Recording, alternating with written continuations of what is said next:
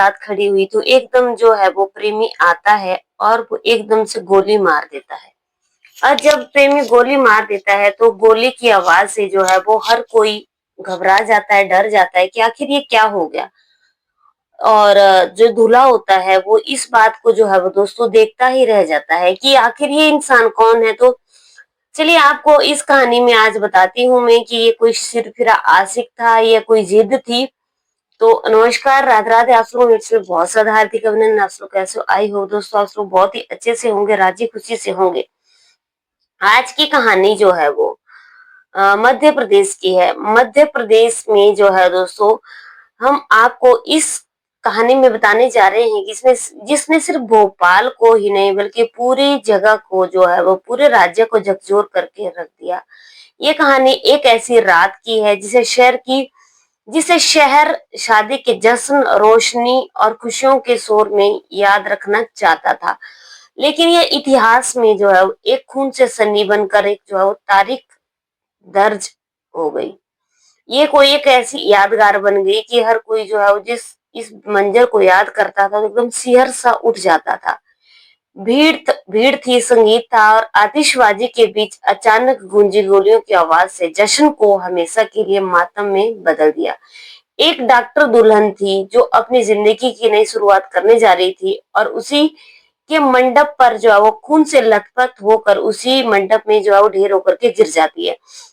हजारों मेहमानों की आंखों के सामने एक सिरफिरा आशिक ने हाथ में रिवॉल्वर थाम कर दुल्हन को दूल्हे के सामने गोली मार दी। ये कौन था दोस्तों? कौन ये कातिल था? उसने ऐसा क्यों किया? यह एक कोई पेशेवर सुपारी किलर था या फिर दीवानी और जुनून का शिकार एक साधारण इंसान था? आइए इस दिल दहलाने वाली कहानी को मैं आप लोगों को सुना देती हूँ। भोपाल भोपाल शहर का मध्य प्रदेश में जो है वो भोपाल शहर है। वहां पे लाल घाटी एक इलाका लगता है। उस दिन रोशनी और चहल पहल से सरो सराबोर था। सड़कों बारातों का काफिला था। ढोल की थाप और आतिशबाजी का शोर, हर तरफ खुशियों का माहौल छाया हुआ था। हर इंसान नए कपड़े पहन करके जश्न में डूबा हुआ था।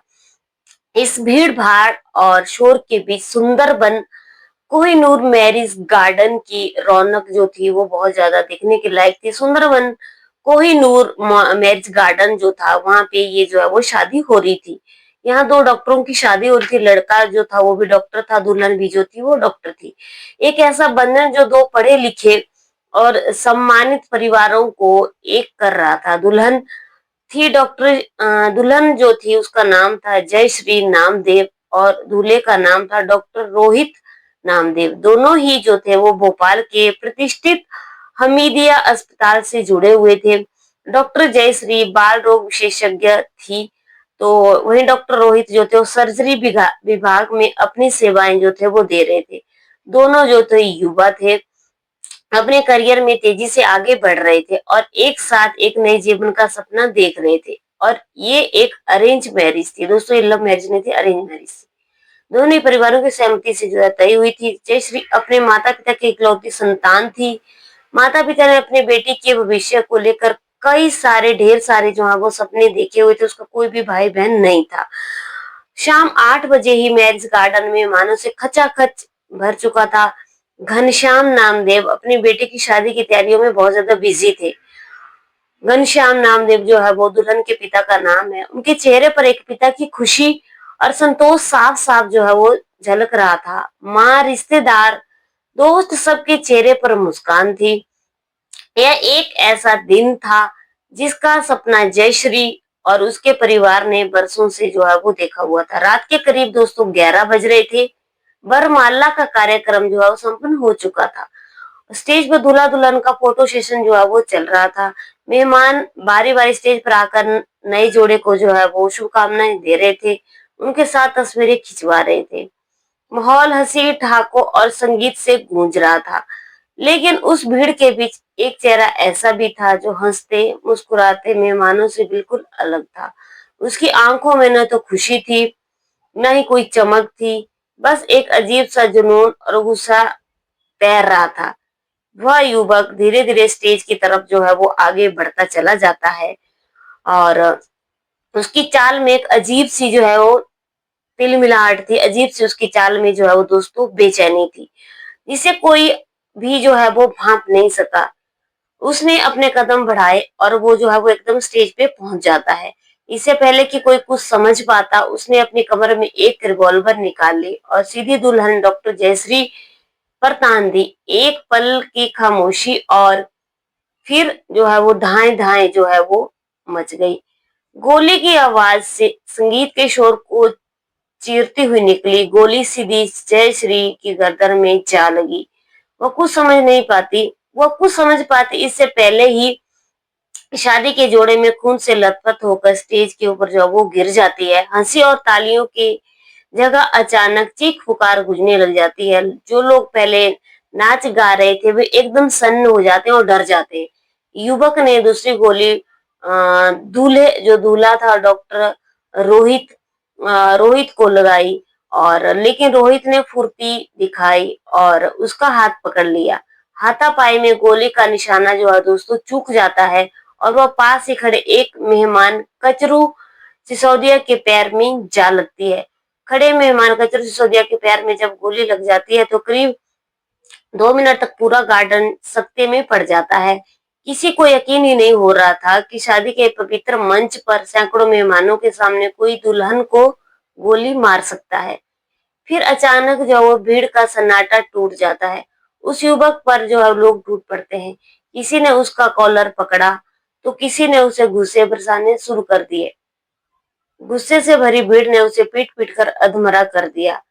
इधर डॉक्टर रोहित अपनी लहूलुहान दुल्हन को थामे हुए थे। उसकी आंखों में आंसू और बेबसी थी।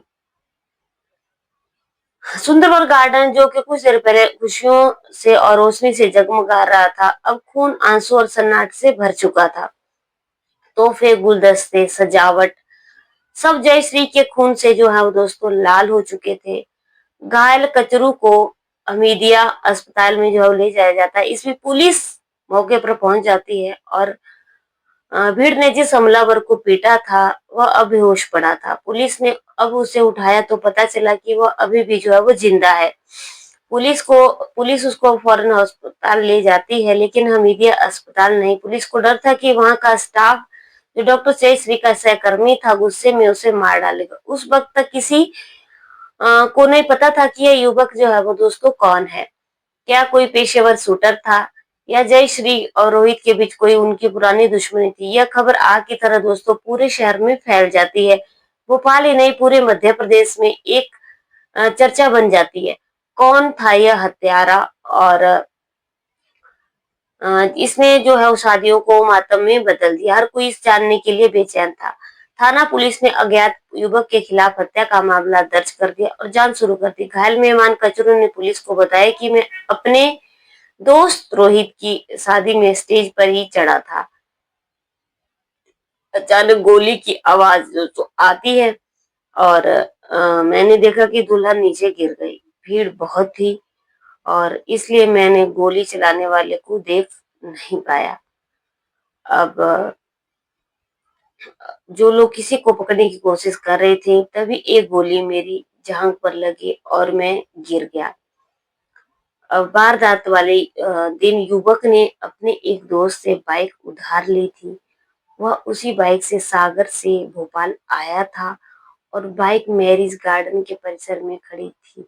उसने एक दलाल कुलदीप से 17,000 रुपए में एक देसी रिवॉल्वर खरीदता है और जब वो अपने होश में आता है तो पुलिस उससे पूछती है। इसने अपना नाम अनुराग बताया और उसमें आने के बाद जो है उसकी पूछताछ जो है वो शुरू हो जाती है। तो उसने चेहरे पर एक अजीब सा खालीपन था। आंखें उसकी लाल होती हैं और वो काफी घबराया हुआ होता है। कुछ देर की चुप्पी के बाद उसने जो कहा वह सुनकर पुलिस वाले भी जो है वो सन्न रह जाते हैं। उसने कहा कि जैसे मैंने देखा कि जयश्री रोहित के गले में वरमाला डाली, उसी पल मुझे लगा कि सब खत्म हो गया। वो मेरी थी और अब किसी की और की होने जा रही थी।